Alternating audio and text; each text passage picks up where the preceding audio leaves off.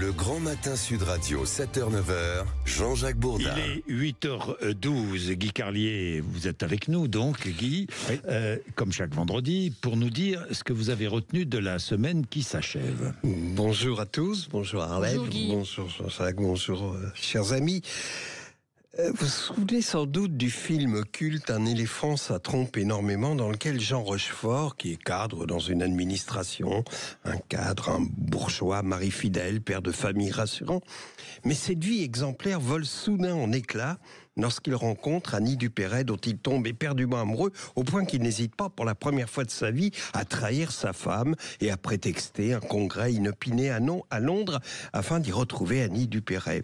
Et alors on le voit dans l'avion, souriant béatement, l'idée de la nuit merveilleuse qui l'attend, lorsque le commandant de bord annonce qu'en raison des mauvaises conditions météo, l'avion ne pourra atterrir à Londres et sera dérouté sur Bruxelles. Et sur le plan suivant, on voit Rochefort accablé, perdu dans l'immense salle de transit de l'aéroport bruxellois, et on entend en voix off sa pensée qui dit « Si j'analyse ma vie avec objectivité, je suis contraint d'admettre que j'ai connu des soirées plus glorieuses. » Vous me pardonnerez ce long préambule humoristique destiné à mettre un peu de gaieté dans cette chronique, parce que quand vous me demandez, Jean-Jacques, ce que j'ai retenu de cette semaine, j'ai envie de vous répondre, si j'analyse ma vie avec objectivité, je suis bien obligé de reconnaître que j'ai connu des semaines plus glorieuses. Parce que Louise, à l'énoncé de ce prénom, c'est comme si une main traversait notre thorax pour nous arracher le cœur. Putain, je dois faire une chronique d'humour chaque semaine. Et chaque semaine, j'arrive dans ce studio avec au fond du cœur une Louise ou une Gisèle Pellicot. Marie, le présumé coupable, se prénomme Owen. On est déjà obligé d'admettre que c'était mal parti avant sa naissance, lorsque son père a décidé qu'il s'appellerait Owen, du nom d'une gloire éphémère du foot. Ballon d'or en 2001, il y a 23 ans, l'âge de la merde humaine qui a poignardé à plusieurs reprises une gamine sous prétexte qu'il était énervé d'avoir perdu une partie de jeu vidéo. Sans transition, mais vous verrez qu'il y en a une, Emmanuel Macron, qui participait à un sommet international consacré à l'intelligence artificielle, a dit « N'ayez pas peur, l'intelligence humaine ne va pas remplacer l'homme ». On n'a pas peur, Emmanuel, et c'est plutôt une mauvaise nouvelle que tu nous annonces, parce que si l'intelligence artificielle ne remplace jamais la connerie humaine, il y aura toujours des Owen, il y aura toujours les autres. Parce qu'il y a Owen, bien sûr, mais il y a les autres. L'enfer, c'est les autres, disait Sartre. Mais, paf, j'ai cité Sartre, mine de rien. L'enfer, ce sont les autres, les politiques et les journalistes. Donc, face au drame de la petite Louise révèle une faillite morale sidérante. Avant même d'exprimer une pensée pour la douleur indicible des parents, avant même d'avoir un mot pour cet enfant brisé, leur obsession fut de connaître le prénom du présumé assassin. Pas pour comprendre, pas pour rendre justice, mais pour en tirer des conclusions partisanes. Vous imaginez si ce prénom avait eu une consonance maghrébine? C'était le prétexte rêvé pour alimenter leur discours déjà écrit. Et si, comble du cynisme, le suspect était sous OQTF, alors l'indignation serait devenue une aubaine. Un carburant politique. Peu importait la réalité du drame, le destin de cette fillette, l'effondrement d'une famille, ce n'était qu'un alibi, une occasion d'instrumentaliser l'horreur pour mieux servir leurs calculs. Dans cette course, la récupération de l'humanité s'efface. Un spectacle où l'émotion feinte masque une indifférence glaçante. Voilà pourquoi ce matin, lorsque nous sommes réunis tous les trois autour de cette table, je vous ai parlé de Jean Rochefort, parce que pour nous, comme pour nos auditeurs, en analysant nos vies avec objectivité, nous sommes contraints de reconnaître que nous avons connu des vendredis matins plus glorieux. Arlette Chabot, qu'en pensez-vous ? Oui, je pense que l'instrumentalisation, la polémique, c'est insupportable. Voilà, c'est. Pardon de Je vais dire de façon reprendre banale, les mais mots. Oui, C'est insupportable. Je vais reprendre les mots de Guy Carlier. Avant même d'exprimer une pensée pour la douleur indicible des parents, avant même d'avoir un mot pour cet enfant brisé, l'obsession de certains journalistes, qui se disent journalistes, l'obsession de certains médias fut de connaître le prénom du présumé assassin, pas pour comprendre, pas pour rendre justice, mais pour en tirer des conclusions partisanes. C'est insupportable.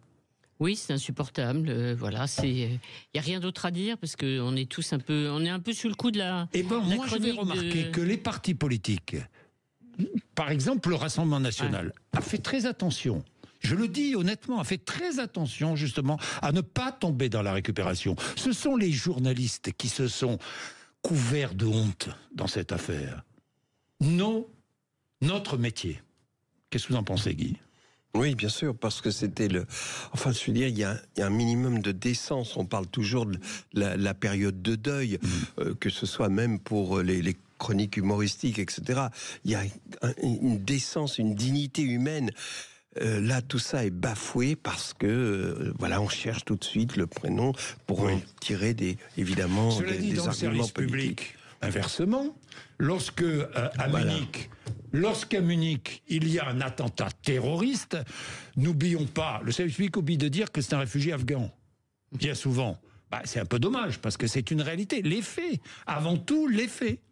Mais je pense que dans des débats avec une polarisation extrême, une violence très forte qui se retrouve aussi dans les médias, ce qui compte, c'est comment on instrumentalise, même si les familles demandent à chaque fois que personne n'essaye de récupérer, que ça ne soit pas utilisé politiquement et surtout que les politiques se taisent, sauf pour dire ce qu'ils pourraient proposer pour éviter ce genre de drame.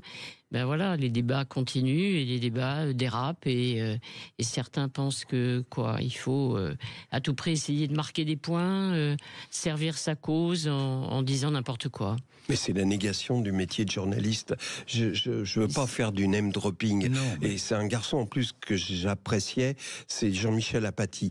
Il y a une espèce de quelque chose